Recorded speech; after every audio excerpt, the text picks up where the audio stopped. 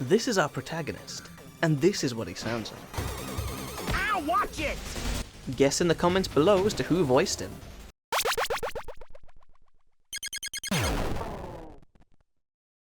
For those of you that know me, this isn't a surprise at all, but I love zombie-related things. The Walking Dead is probably one of my favourite, if not my most favourite TV show of all times. I could watch it over and over again. I've got the box sets on Blu-ray. I love all the Walking Dead games, including the one that we're not really meant to talk about because of how bad it is. Sorry, Daryl. And I love zombie games. Of course, my love of zombie games meant that I really enjoyed playing Dead Island, and it came to my attention only recently that there was a Dead Island game that I'd never actually played or heard of, and it is called Dead Island Retro Revenge. Not connected to the main series at all, apart from the name, this is an automatic side-scrolling 16-bit style beat-em-up type game in which you control the protagonist, running through hordes of zombies and even humans trying to kill him, sprinting non-stop to save his cat.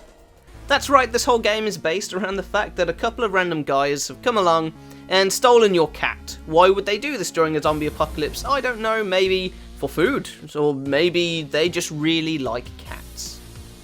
This in turn causes you to go on a murderous rampage, running through the streets, killing everything you see to try and get your cat back. I think we can all agree we would all do the same thing. Maybe. I'm more of a dog person myself, but hey, each to their own, cats are still good. When you first start playing the game, story mode is the only mode available, but once you've completed all 24 levels, which is 8 levels per zone, you unlock marathon mode. Can anyone guess what that is? That's right folks, in marathon mode you have to complete all 24 levels in one single run. You only have one life to do it in. It may explain why the first half of the later levels in story mode seem to be the last half of the level before it, since they probably just made one big level and split it up afterwards for the story mode. For anyone that is good at the game, it's probably not that much of a big deal, but the amount of times I died while trying to complete Chapter 2, I don't think marathon mode is going to be for me.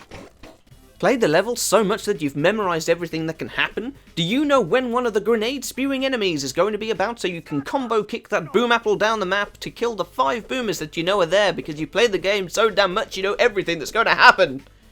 Then you're in luck. As after you've completed story mode, there is another game mode that you can unlock as well as marathon, and that is survivor mode. In this mode, endless number of random enemies are generated to run at you to test your wits. All you have to remember is how to kill each enemy, as there is no logic to what will spawn and when. Disclaimer, that last statement probably isn't true, but hey.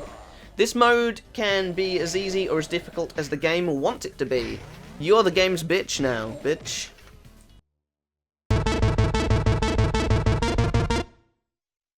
Until you've completed some of the story, you only have one of each, but by completing the first 2 zones, you unlock another 2 of each. To get to use the power-up, you have to kill a certain combo of enemies that are flashing white and fill up your power meter, which you can use right away, but it's a lot better to try and save up as much power as you can, and it will last a lot longer. As for the special powers, you start each level with 1, and it is essentially a press this button to kill everything and become invulnerable for a brief moment button. I found I was using it more when I thought I was going to die, just to save myself from having to run through the whole level again.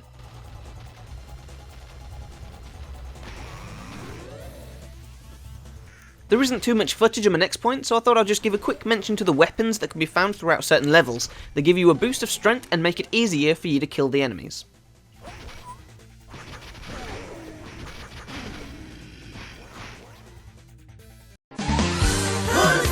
Voice actor. I know I asked this question at the start of the video, and I doubt anyone has commented before watching the whole thing, or at all, come on, let's face it. But here we go with the spoilers. The voice actor that they hired to do the voice for our protagonist is... drumroll please.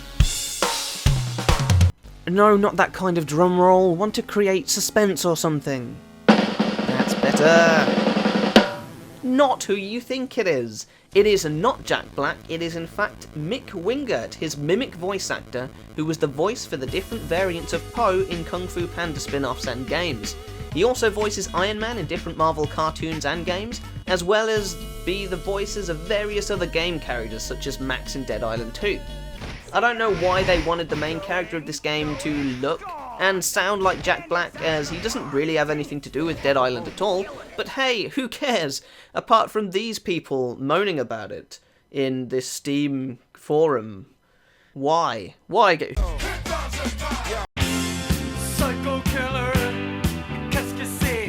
There are way too many enemies to go through on this video, as more are unlocked as you go through the game to try and prevent each chapter from becoming stale.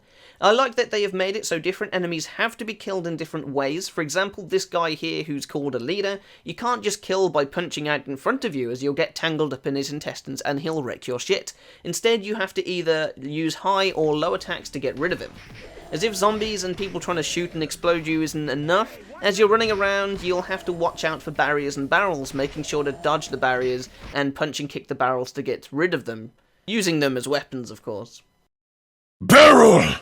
Spoiler alert! Spoiler alert! Endgame content coming your way! If you don't want to see the ending of the game, look away now! Actually, don't just look away, as you'll still be able to hear... Well, that won't make much difference either, because it's a cutscene and there's no talking in them to ruin any of the story. But I'll probably tell everyone at the end. You know what? Just watch. It doesn't change the gameplay at all. It was all just a dream. Don't worry, your cat is safe. You just fell asleep while playing your video game. Look, he's there, safe and sound, having a peaceful snooze.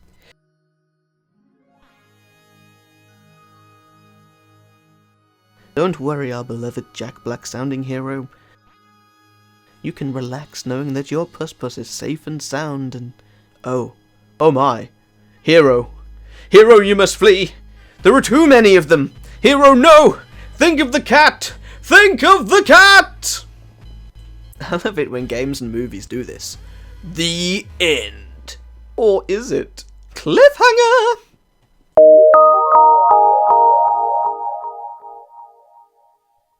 In conclusion, this is a fun little game to waste some time with. There is a sense of achievement if you want to play every single level in story mode until you get 5 stars on each, but I'm not going to spend the time doing that, as I got tired of doing the same levels over and over again just to complete them and record the footage, and that means, for me at least, the replay value is pretty low. But who doesn't like going on a murderous rampage to save a kitty? Thanks for watching, guys. I am Chris Cross, and I'm going to leave you with one of the best endings to a game that I have seen in a long time. See you next time, guys.